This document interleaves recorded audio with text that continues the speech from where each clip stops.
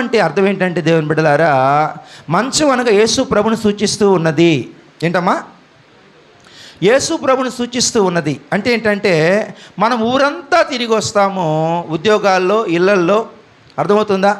కుటుంబ సభ్యుల మధ్య, అన్నదమ్ముల మధ్య, అక్క చెల్లెల మధ్య, ఆఫీసర్తో, బాస్తో, పనివారితో రకరకాలుగా తిరిగి వస్తాము. పని చేసుకొని, మాట్లాడి, ప్రయాణాలు చేసి, చాలా బాధ్యతలు కలిగి జీవిస్తున్నప్పుడు ఆర్థిక ఇబ్బందులు ఏర్పడతాయి, అనారోగ్య సమస్యలు ఏర్పడతాయి, కుటుంబ సమస్యలు, కుటుంబ తగాదాలు ఏర్పడతాయి. అప్పుడు వారికి నెమ్మది ఉండదు. అప్పుడు వాళ్ళు ఏం చేస్తారంటే, ఇంట్లో గొడవలు పడలేక, బాస్తో గొడవలు పడలేక, అధికారులతో గొడవ పడి, కొన్నిసార్లు చుట్టుపక్కల ఇంటి పక్కన ఊడ్చే దగ్గర, కడిగే దగ్గర, అర్థమవుతుందా, ఇంట్లో వచ్చి బిడ్డల దగ్గర భర్తతో గొడవలు పడి వాళ్ళు అర్థం చేసుకోక అప్పుడు ఏం చేస్తారంటే, కొంతమంది పార్కులకి, మనశ్శాంతి కోసం పార్కులకి వెళ్తారు, ఎక్స్కర్షన్లకి వెళ్తారు, ఎగ్జిబిషన్ల కొరకు వెళ్తారు, సినిమా హాళ్ళకి వెళ్తారు, కొన్నిసార్లు ఊర్లు టూర్లకి, క్యాంపులకి వెళ్తారు. దేనికోసం చెప్పండి? దేనికోసం?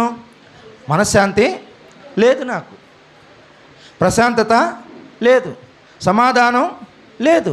కాబట్టి ఆ కొద్ది గంటలు, కొద్ది నిమిషాలు అక్కడికి వెళ్ళిపోయింది. నాకేం కావాలి? ప్రశాంతత కావాలి, నెమ్మది కావాలని చెప్తాము.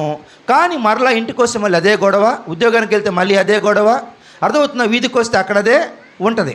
సో దట్ ప్రపంచంలో ఎక్కడ కూడా విశ్రాంతి అనేది దొరకదు. కాబట్టి ప్రజలంట నెమ్మది లేకుండా పోతున్నారు, ప్రశాంతం లేకుండా పోతుంటే మత్తయి సువార్త 11:28 అంటాడు కదా, ఒకసారి చదవండి.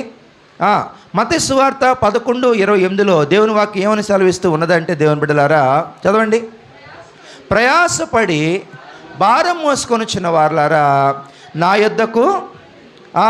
మీరు పార్కులకు వెళ్తున్నారు, విశ్రాంతి చాలు మీకు అర్థమవుతుందా? ప్రయాసపడి కుటుంబ భారాన్ని మోస్తున్న వారులారా, ఉద్యోగ బాధ్యతలు మోస్తున్న వారులారా, పిల్లల బాధ్యతలు మోస్తున్న వారులారా, ఆర్థిక ఇబ్బందుల బాధ్యత మోస్తున్న వారులారా, మీకు నెమ్మది.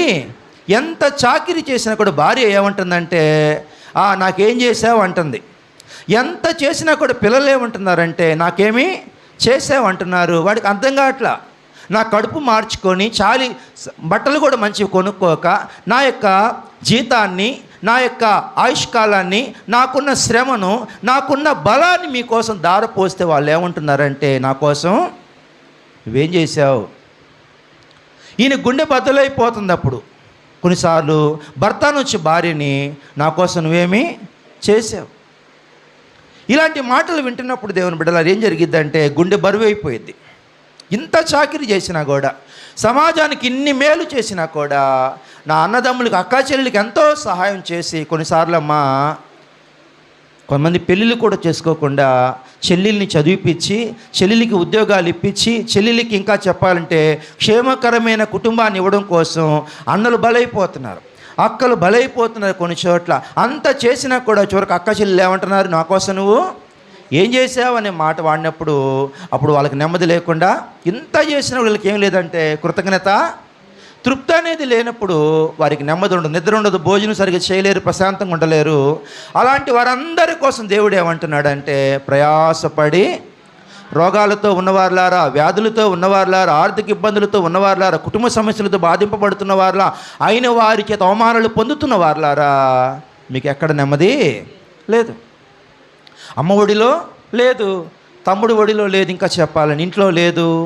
ఎక్కడుందంటే పార్కుల్లో లేదు, స్థలాల్లో లేదు. కానీ యేసుక్రీస్తు అనేటువంటి దేవుని సన్నిధిలో, యేసుక్రీస్తు అనే దేవునిలో మనకెంతో నెమ్మది ఉన్నది, ఆదరణ ఉన్నది, ప్రశాంతత ఉన్నదమ్మా. దేవుడు ఒక్కడే మనకి మనశ్శాంతినిచ్చేవాడు, దేవుడు ఒక్కడే మనకు ప్రశాంతతనిచ్చేవాడు, ఆయన ఒక్కడే మనకి ఆదరణ ఇచ్చేవాడు. కాబట్టి ఆయన ఆదరణకర్త. ఏంటమ్మా ఆయన పేరు?